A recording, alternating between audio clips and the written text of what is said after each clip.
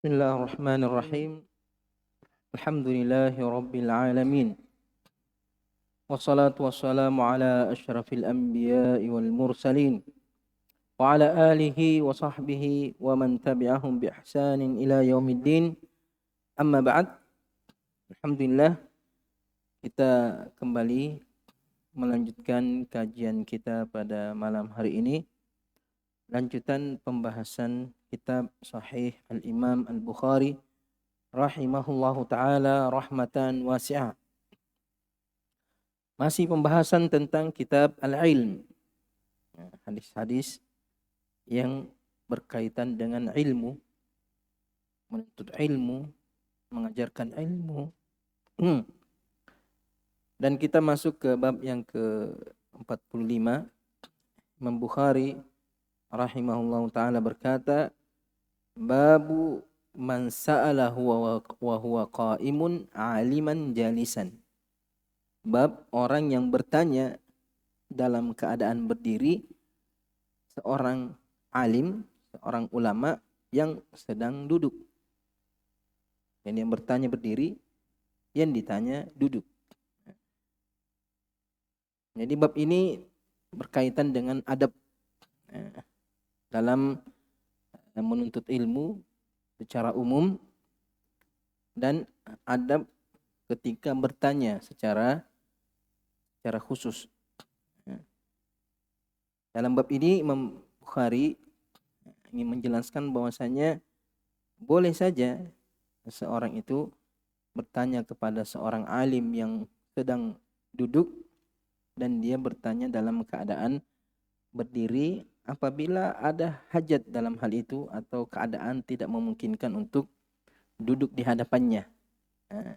Kemungkinan atau tidak memungkinkan untuk duduk di hadapannya kemudian bertanya dalam kondisi-kondisi tertentu, dalam keadaan-keadaan darurat, itu dibolehkan sebagaimana dalam hadis yang akan disebutkan diriwayatkan oleh Imam Bukhari dalam bab ini. Cuma tentunya lebih afdalnya itu duduk seperti ketika Jibril alaihissalam datang kepada Nabi SAW dalam wujud manusia, menanyakan tentang Islam, tentang iman, dan tentang ihsan. Itu posisi terbaik dalam bertanya. Tapi terkadang ada kondisi-kondisi tertentu kita bertanya tidak seperti yang dianjurkan atau tidak dalam keadaan yang terbaik. Seperti hadis yang disebutkan atau diriwayatkan oleh Imam Bukhari dalam bab ini, beliau mengatakan haddatsana Utsman ibnu Abi Syaibah qala akhbarana Jarir ibnu Abdul Hamid an Mansur ibni al-Mu'tamir an Abi Wa'il Syaqiq Abu Wa'il an Abi Musa al-Asy'ari qala jaa rajulun ila Nabi sallallahu alaihi wasallam. Seorang datang menemui Nabi sallallahu alaihi wasallam. Faqala, kemudian dia bertanya, Ya Rasulullah, wahai Rasulullah, mal qitalu fi sabilillah. Apa yang dimaksud dengan berperang di jalan Allah Subhanahu wa taala?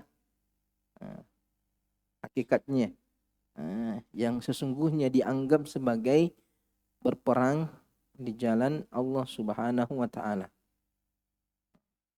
Fa inna ahadana yuqatilu ghadaban wa yuqatilu hamiyatan. Karena salah seorang di antara kami terkadang dia berperang dengan emosinya karena dipicu oleh amarah, dipicu oleh rasa marah. Wa yuqatilu hamiyatan, dan terkadang ada yang berperang dipicu oleh semangat saja yang membara semangatnya, atau terkadang karena fanatisme, karena ta'assub, karena urusan-urusan dunia. Apakah ini termasuk jihad di jalan Allah Subhanahu wa taala? Itu maksud pertanyaannya. Jadi sahabat ini ingin bertanya tentang jihad yang sesungguhnya. Jihad yang diterima oleh Allah Subhanahu wa taala. Karena melihat sebagian orang itu berperang bukan karena Allah Subhanahu wa taala, tapi hanya karena emosi, apakah karena diambil hartanya, karena dihina, atau karena diambil tempatnya, diambil tanahnya, atau karena semangat untuk memperlihatkan kehebatannya, kekuatannya, keberaniannya. Apakah ini juga termasuk jihad di jalan Allah Subhanahu wa taala? Farafa ilaihi ra'sahu. Maka Nabi mengangkat pandangannya kepada orang tersebut. Artinya melihat kepada orang tersebut yang sedang berdiri, karena Nabi mengangkat pandangannya. Faqala wa ma rafa ilaihi ra'sahu illa annahu kana qa'iman. Ini perawi mengatakan Nabi tidak mengangkat kepalanya kecuali karena yang bertanya itu sedang berdiri, sedangkan Nabi sedang duduk. Ini termasuk detailnya sahabat ketika meriwayatkan hadis. Jadi bukan hanya meriwayatkan inti dari pembahasan atau yang disampaikan Nabi, tapi situasi keadaan yang terjadi ketika Nabi menyampaikan hadis tersebut. Ia menunjukkan sahabat betul-betul menukil tentang Nabi SAW, menyampaikan segala yang berkaitan dengan Nabi SAW kepada umat secara amanah, sampai gerak-geriknya Nabi SAW, sampai bagaimana Nabi mengangkat pandangannya kepada orang yang sedang bertanya. Jadi sahabat ini yang bertanya berdiri, sedangkan Nabi duduk. Sehingga ketika bertanya, Nabi mengangkat pandangannya. Faqala, kemudian Nabi SAW menjawab, man qatala litakuna kalimatullahi hiyal ulya fahuwa fi sabilillahi azza wa jalla. Siapa yang berperang, berjihad dengan niat, dengan dorongan agar kalimat Allah, atau kalimat tauhid, kalimat la ilaha illallah, agar firman-firman Allah Subhanahu wa taala didengar oleh seluruh umat manusia, agar agama Allah Subhanahu wa taala ditinggikan, diagungkan, dijalankan oleh umat manusia. Hiyal ulya, kalimatullahi hiyal ulya. Artinya kalimat tauhid yang menjadi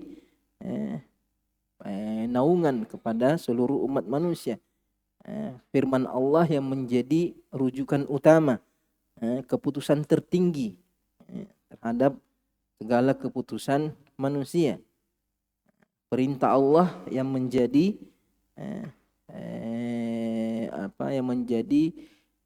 pengikat atau yang menjadi tumpuan kepada seluruh manusia, tidak berbicara kecuali apa yang diizinkan atau yang dibolehkan oleh Allah Subhanahu wa taala. Kalimatullah yal ulya, meninggikan kalimat Allah. Fa huwa fi sabilillah azza wa jalla, maka dialah yang berjihad di jalan Allah Subhanahu wa taala. Ini satu hadis yang diriwayatkan oleh Imam Bukhari dalam bab ini. Dari hadis ini ada beberapa faedah yang bisa kita petik. Yang pertama, sebagaimana judul babnya, bahwasanya seseorang itu boleh bertanya dalam keadaan berdiri kepada seorang alim yang sedang duduk, apabila dalam keadaan darurat. dalam keadaan yang tidak memungkinkan untuk dia duduk di hadapan sang alim. Begitu pula dengan sebaliknya, sebagaimana pada bab-bab sebelumnya, bertanya kepada seorang alim yang sedang berada di atas kendaraan, sedang berdiri, sedangkan yang bertanya sedang duduk. Ini boleh sebaliknya. Cuma itu tadi, sebaiknya yang afdalnya itu seorang yang bertanya duduk dengan baik, duduk dengan sopan di hadapan seorang alim yang ingin dia mintai pertanyaan. Kemudian di antara faedahnya juga seorang yang ditanya, terkhusus seorang alim, itu sebaiknya melihat kepada orang yang bertanya. Ya, jangan menjawab sedangkan wajahnya berpaling ke arah yang lain. Jika ada yang bertanya, datang. Siapa yang bertanya? Oh, ini.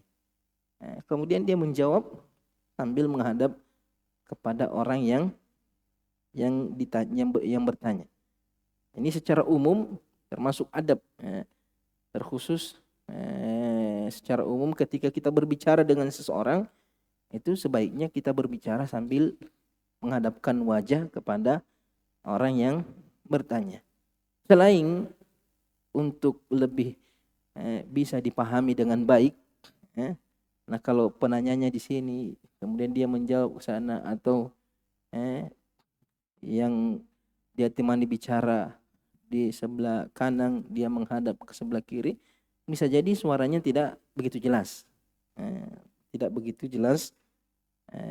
menghadap atau tidak begitu jelas didengar oleh si pembicara atau yang mendengarkan. Makanya di khutbah Jumat itu dianjurkan jamaah itu menghadapkan wajahnya kepada khatib, menghadapkan wajahnya kepada khatib, jangan menghadap kiblat, tapi menghadap kepada khatib. Apalagi membelakangi. Terkadang dia sandar ke dinding, membelakangi atau menghadap membelakangi kiblat. Misalnya sambil sandar-sandar, itu tidak dianjurkan. Dianjurkan menghadap kepada khatib, mendekat dan menghadap khatib. Itu alasannya. Kemudian termasuk juga adab, sopan santun. Orang lebih dihormati, lebih dihargai kalau kita berbicara menghadap kepadanya, daripada kita bicara kemudian kita menghadap ke arah yang lain, kecuali kalau darurat, kecuali kalau ada suatu keperluan, dia sedang kerja, dia sedang melakukan sesuatu, kemudian dia menghadap kepada sesuatu yang dia sedang kerjakan sambil menjawab pertanyaan orang yang bertanya. Cuma itu adabnya. Baiknya menghadapkan wajah kepada orang yang ditemani berbicara. Kemudian secara umum bahwasanya amalan diterima oleh Allah Subhanahu wa taala itu hanya amalan yang diniatkan hanya untuk Allah Subhanahu wa taala. Itu secara umum. Secara umum.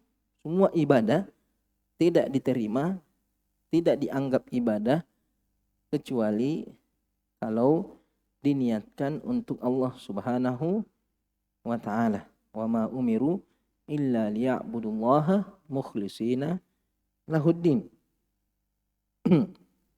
Termasuk ibadah jihad di jalan Allah Subhanahu wa taala. Ini juga pernah ditanyakan oleh sahabat yang lain, sebagaimana riwayat Abu Umamah Al-Bahili radhiyallahu taala anhu berkata, ja'a rajulun ila Nabi sallallahu alaihi wasallam. Seorang datang kepada Nabi sallallahu alaihi wasallam, faqala ara'aita rajulan ghaza yaltamisul ajra wa dzikr. Rasulullah, bagaimana pendapatmu?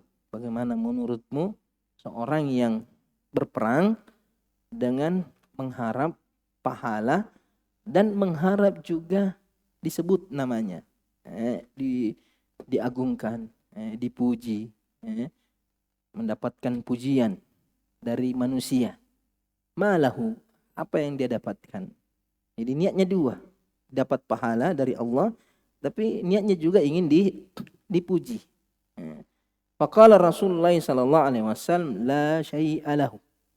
La syai'a lahu. Dia tidak mendapatkan apa-apa dari Allah Subhanahu wa taala. Sekalipun bisa jadi dia mendapatkan pujian. Dia mendapatkan pujian karena kehebatannya, karena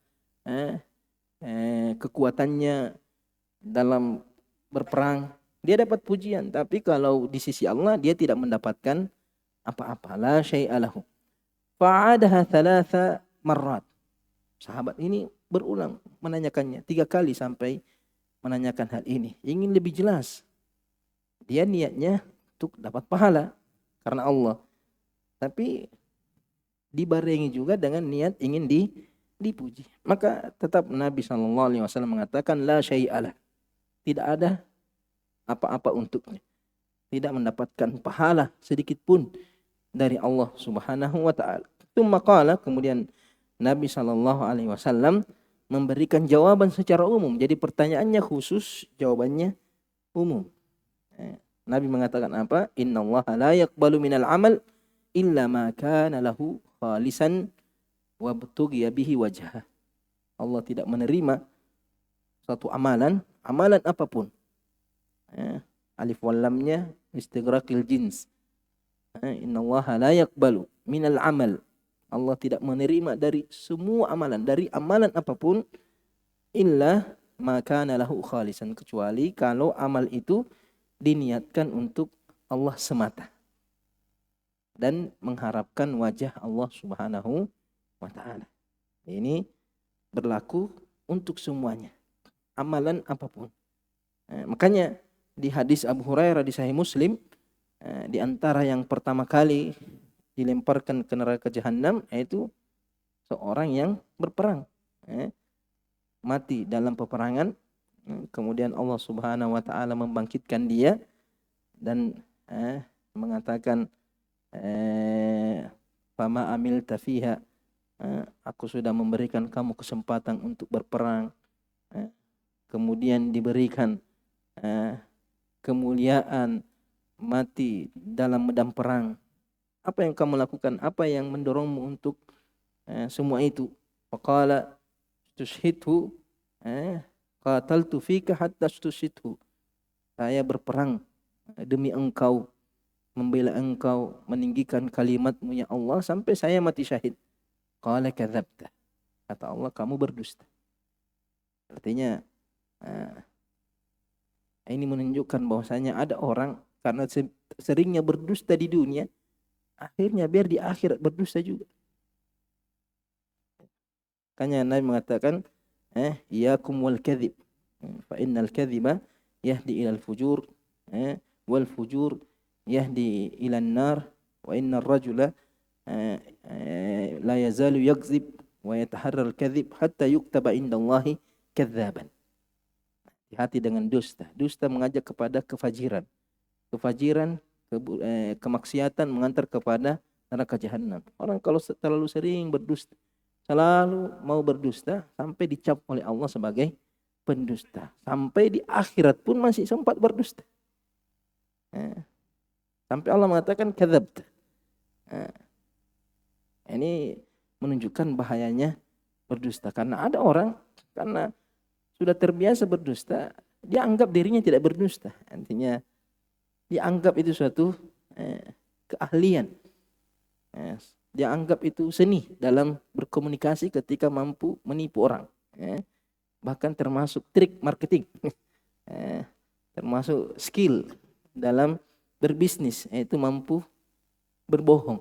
Kehebatan dalam berdusta, menipu orang lain. Ini tanda bahwa kedustaan itu sudah dianggap baik, sehingga terkadang meningkatkan skill berdustanya, dianggap satu kelebihan. Bahkan terkadang bangga kalau sudah menipu orang, ketipu, wah ketawa-ketawa sana, sudah kutipu. Seharusnya dia bersedih karena telah menipu orang, karena sudah berdusta. Tapi justru terkadang dia bahagia.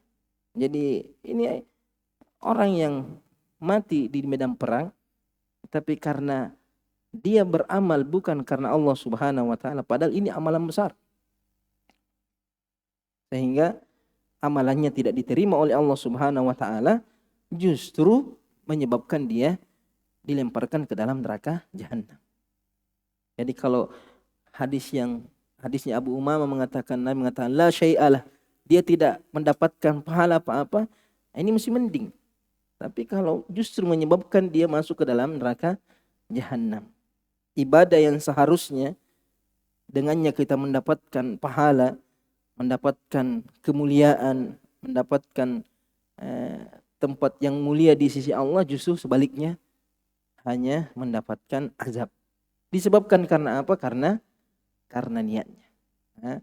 Makanya ulama mengatakan kam min amalin kabir sagharathu niyyah wa kam min amalin sagir kabbarathu niyyah. Apa banyak amalan yang besar tapi dibuat kecil oleh niat. Amalan yang mulia tapi menjadi hina karena niatnya.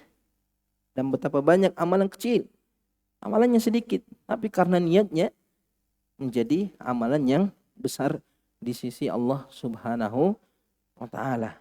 Makanya yang harus lebih diperhatikan itu masalah niat daripada masalah amalan itu sendiri.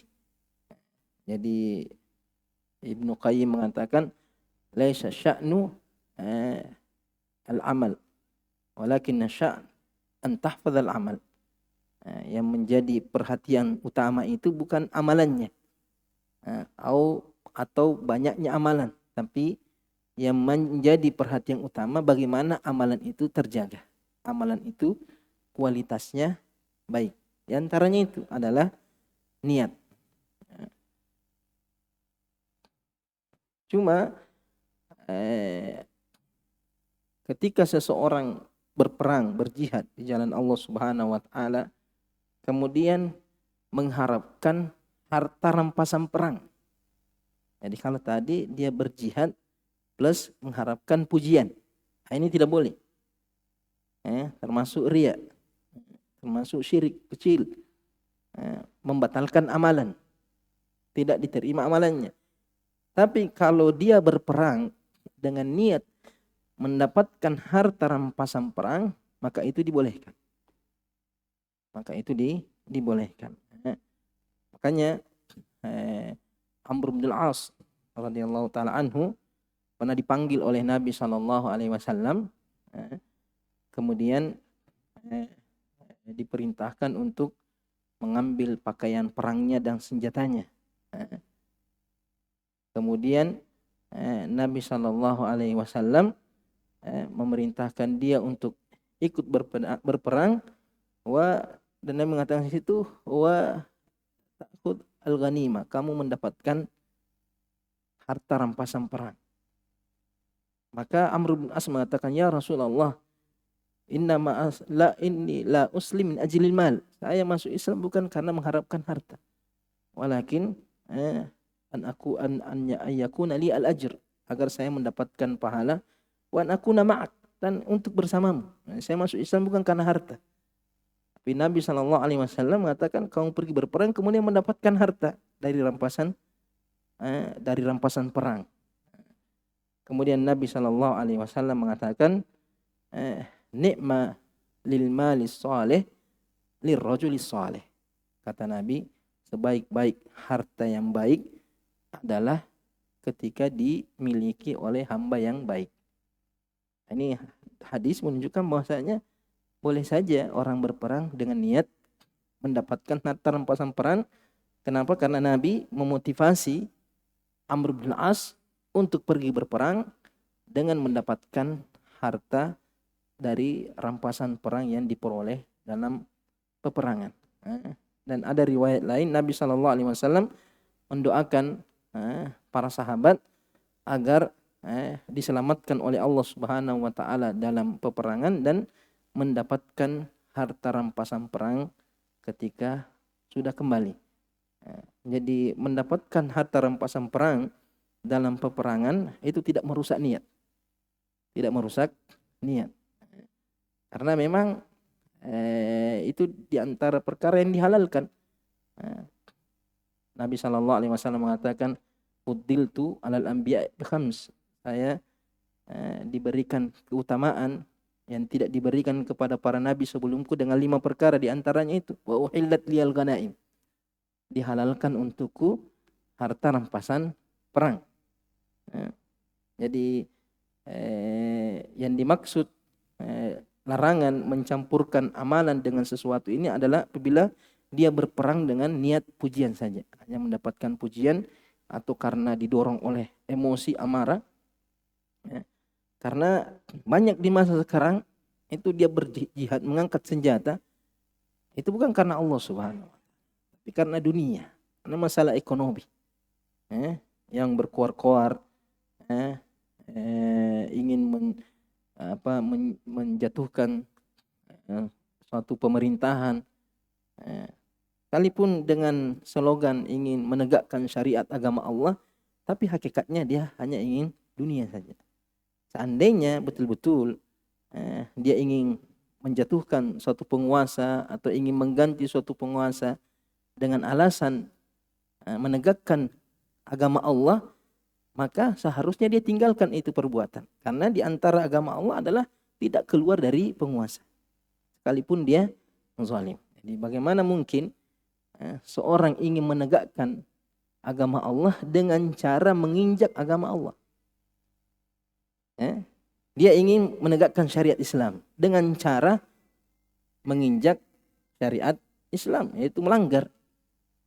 Tidak boleh mengingkari kemungkaran dengan kemungkaran.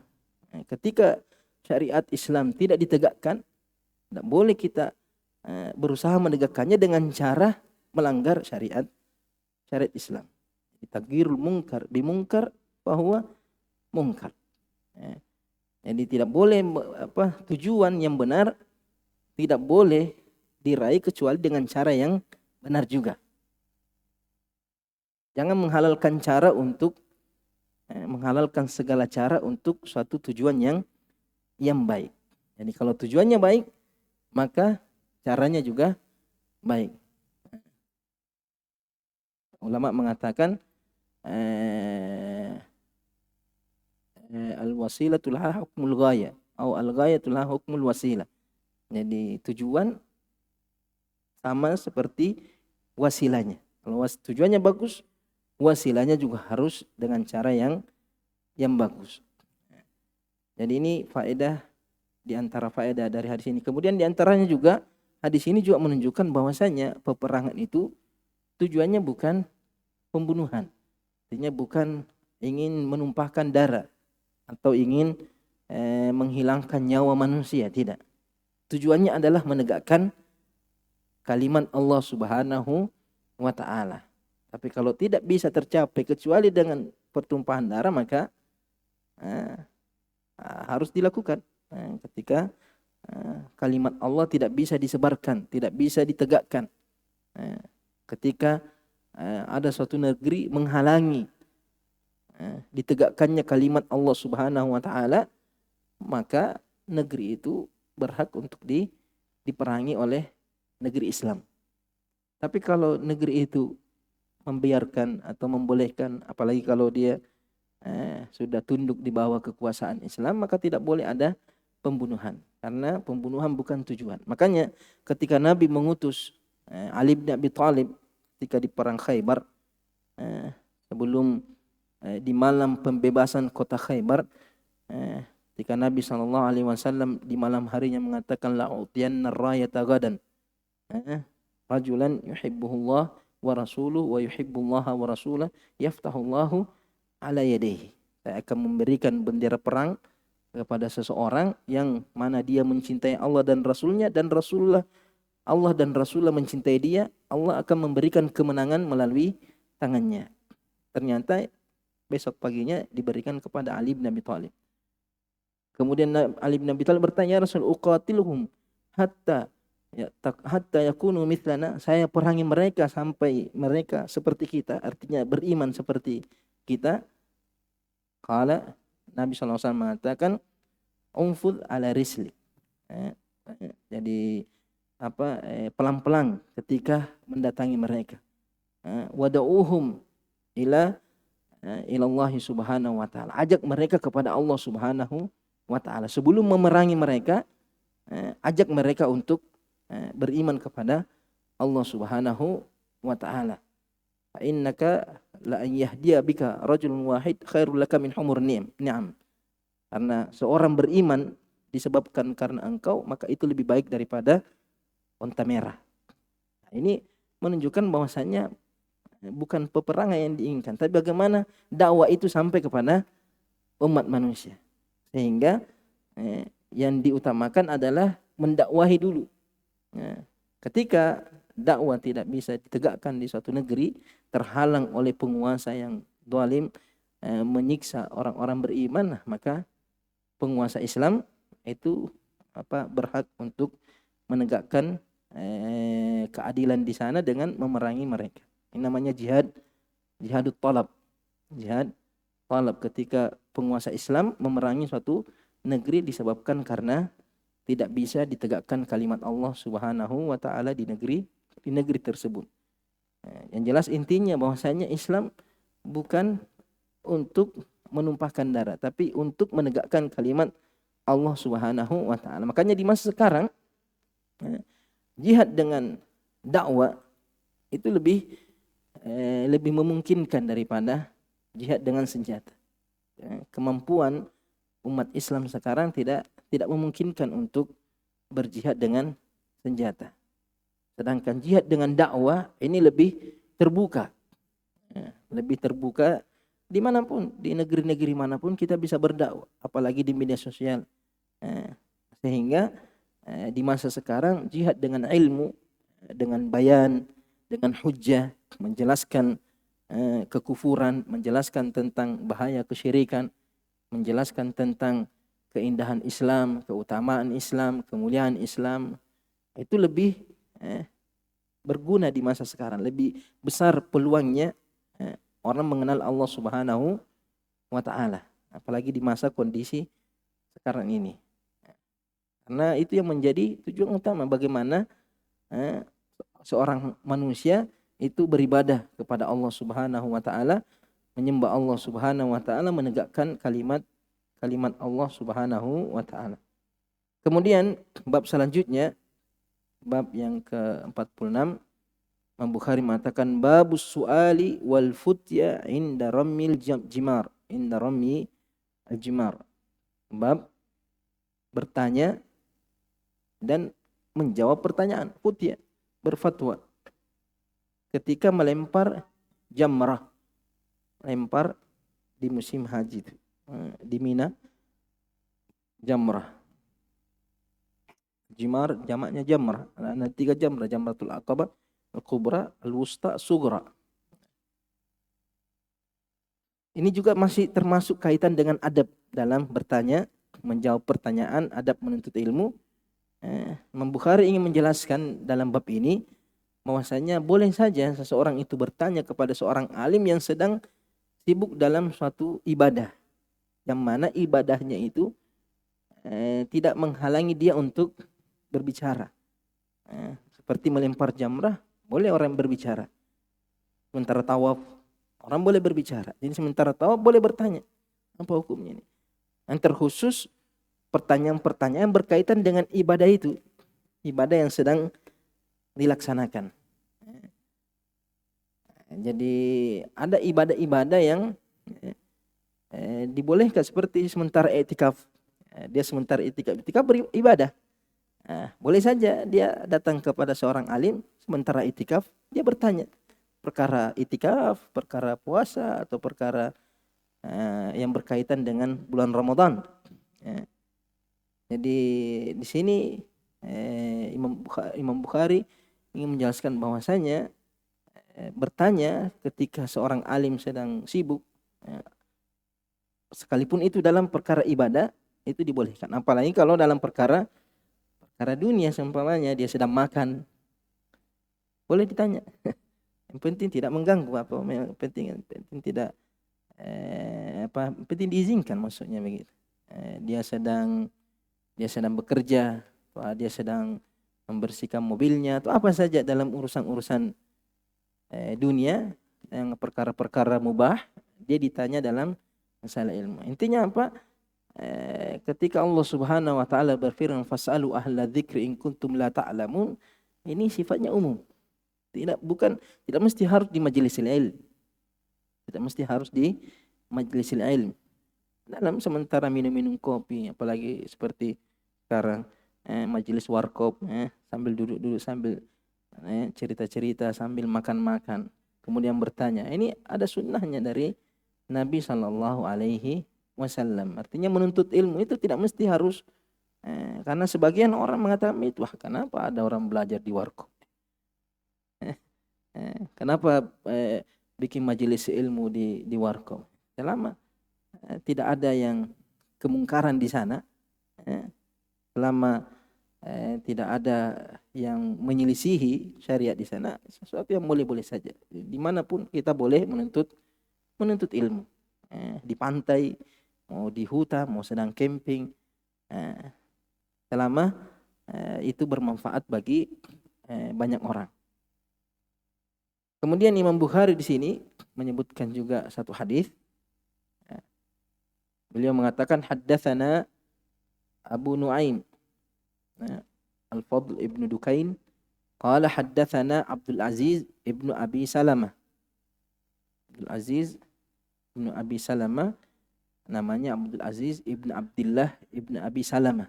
Jadi dia dinisbatkan kepada kakeknya. Abdul Aziz ibnu Abdullah ibnu Abi Salamah. Aniz Zuhri, Ahmad ibnu Muslim ibnu Syihab Zuhri, an Isa ibnu Talha, an Abdullah ibnu Amr ibnu Al-As radhiyallahu taala anhuma qala ra'aitu an-nabiy sallallahu alaihi wasallam indal jamrah wa huwa yus'al. Saya melihat Nabi sallallahu alaihi wasallam di jamrah, tempat pelemparan jamrah, wa huwa yus'al, dan dia sedang ditanya, beliau sedang ditanya. Ada seseorang yang bertanya kepada Nabi sallallahu alaihi wasallam. Faqala rajulun, orang bertanya, "Ya Rasulullah, nahartu qabla an armi." Saya menyembelih sebelum saya melempar jamrah. Ini di hari Idul Adha, tanggal 10 Dzulhijjah. Setelah mabit di Muzdalifah, kemudian berangkat ke Mina untuk melempar jamrah Aqabah Al-Kubra. Nabi sallallahu alaihi wasallam melempar dulu, kemudian Nabi menyembelih, setelah menyembelih Nabi cukur, setelah cukur Nabi tawaf ifadah. Itu yang dilakukan Nabi sallallahu alaihi wasallam. Sedangkan ini sahabat mengatakan, "Ya Rasulullah, saya sudah menyembelih sebelum melempar." Sedangkan Nabi melempar dulu baru menyembelih. Apa hukumnya? Bagaimana hukumnya? Di riwayatnya lain disebutkan mengatakan lam ash'ur. Saya tidak sadar, artinya tidak tahu. Tidak sengaja menyembelih dulu sebelum melempar. Faqala irmi wala haraj. Saya mengatakan ya pergi melempar. Kalau belum melempar, pergi melempar. Wala haraj, artinya tidak ada dosa, tidak mengapa, boleh. Kalau akhir yang lain bertanya lagi, "Ya Rasulullah, halaktu qabla an anhar." Saya cukur sebelum menyembelih. Sedangkan Nabi menyembelih dulu baru cukur. Sedangkan ini sahabat dia sudah cukur sebelum menyembelih. Qala inhar wala haraj. Silakan cukur. Silakan menyembelih kalau memang belum menyembelih dan tidak ada haraj, tidak ada dosa. Kata Abdullah bin Amr, "Fama su'ila an syai'in quddima wala ukhira illa qala if'al wala haraj." Nabi tidak ditanya tentang sesuatu yang didahulukan, yang seharusnya dibelakangkan dia dahulukan. Wala ukhira, atau sesuatu yang dibelakangkan seharusnya dikedepankan. Urutannya Nabi melempar, kemudian menyembelih, kemudian cukur, kemudian tawaf. Nabi tidak ditanya tentang melempar dulu atau nyembeli dulu, ya, dahulukan atau membelakangkan sesuatu, kecuali Nabi mengatakan if'al wala haraj. Lakukan tanpa ada dosa atau tidak mengapa. Jadi dari hadis ini nampak jelas tentang judul babnya tentang bertanya atau berfatwa ketika melempar jamrah. Dan kita tahu kondisi melempar jamrah itu kondisi yang sangat sibuk. Apalagi di waktu-waktu melempar itu sangat ramai, sangat padat, sangat berdesakan. Tapi sekalipun demikian, itu dibolehkan seseorang itu bertanya. Dan ini termasuk sunnah yang sampai sekarang masih dipraktikkan. Itu pemerintah Arab Saudi itu mengutus beberapa ulama atau penuntut ilmu untuk memberikan fatwa di tengah-tengah proses ibadah haji. Jadi di setiap tempat itu ada syekh atau ada talibul ilm yang siap untuk ditanya. Bahkan ada sekarang alat itu berupa layar, bisa ditanya di situ, bisa pilih bahasa. Saya pernah lihat tapi belum lihat langsung. Cuma lihat di media. Dulu belum ada waktu saya jadi tenaga musim haji, belum ada seperti itu. Cuma yang ada itu diutus dalam semua negeri. Artinya ada yang dari setiap negara yang bisa dengan bahasanya masing-masing. Jadi kalau yang tidak bisa bahasa Arab, cari yang bisa berbahasa Indonesia. Ada memang dia punya kartu pengenal bahwa dia ditugaskan untuk memberi jawaban-jawaban atau mengarahkan jamaah haji dalam proses ibadahnya. Dan ini termasuk sunnah yang dilakukan sampai saat sekarang, membantu jamaah untuk menyempurnakan ibadah hajinya. Kemudian di antara faedah dari hadis ini menunjukkan tentang kemudahan syariat Islam dalam ibadah. Allah Subhanahu wa taala senantiasa memberikan kemudahan. Yuridullahu bikumul yusra wa la yuridu bikum al-usr. Allah menginginkan kemudahan bagi kalian dan Allah tidak menginginkan kesulitan kepada kalian. Nabi mengatakan inna dina yusr, agama itu mudah.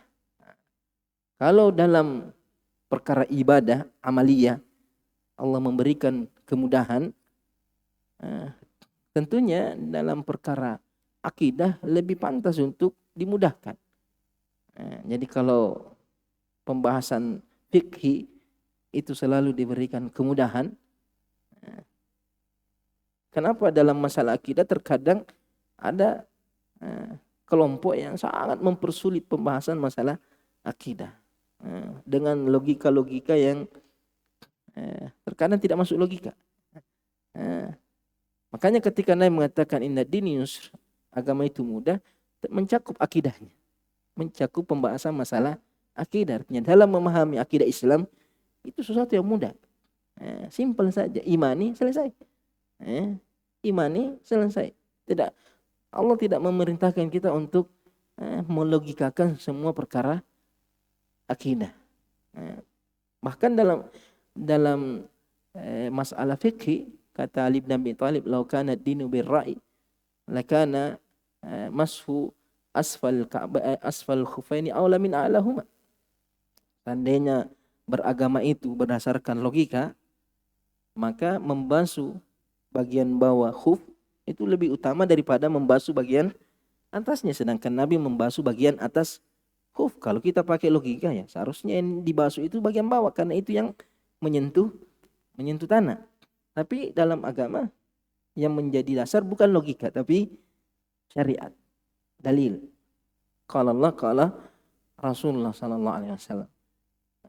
Makanya Umar bin Khattab ketika ingin mencium Hajar Aswad, beliau mengatakan, ya Hajar, inni a'lamu annaka hajar. Laula anni ra'aitu Nabi sallallahu alaihi wasallam yuqabbiluka ma qabbaltu. Seandainya saya tidak pernah melihat Nabi menciummu, saya tidak akan mencium. Innaka hajar la tanfa wa la tadur. Kamu hanya batu, tidak memberi manfaat, tidak memberikan mudarat. Seandainya saya tidak melihat Nabi menciummu, saya tidak akan mencium. Ini secara logika, kalau Umar bin Khattab memakai logikanya, kenapa kita cium ini batu? Apa manfaatnya? Apakah anunya? Tidak ada manfaatnya, tidak. Tapi karena Nabi mengerjakannya, kita juga mengerjakannya. Jadi kalau dalam masalah fikih demikian, kenapa dalam masalah akidah kita mau pakai logika sehingga belajar akidah itu sangat berat, sangat sulit. Bahkan mahasiswa, bahkan yang sudah tinggi masih. Kenapa? Karena memakai logika. Logika ini cocok, ini tidak cocok. Sedangkan Nabi SAW mengajarkan akidah kepada para sahabatnya dengan cara yang sangat mudah. Imani, kemudian serahkan hakikatnya atau kaifiahnya kepada Allah Subhanahu wa taala. Cuma ada perselisihan dalam hadis ini, apakah keringanan ini if'al wala haraj bagi setiap orang atau hanya untuk orang yang lalai, yang lupa. Maka urutan yang dilakukan Nabi ini harus seperti itu atau tidak. Karena Nabi mengatakan khudhu anni manasikakum. Ambil cara ibadah kalian, ibadah haji kalian seperti kamu melihat saya. Ini Nabi melempar, kemudian menyembelih, cukur dan kemudian tawaf. Itu yang dilakukan Nabi.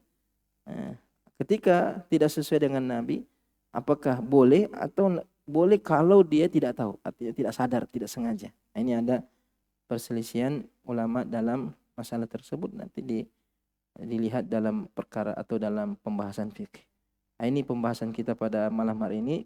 Insyaallah nanti kita lanjut pertemuan berikutnya. Subhanakallahumma bihamdik asyhadu an la ilaha illa anta astaghfiruka wa atubu ilaik. Assalamualaikum warahmatullahi wabarakatuh.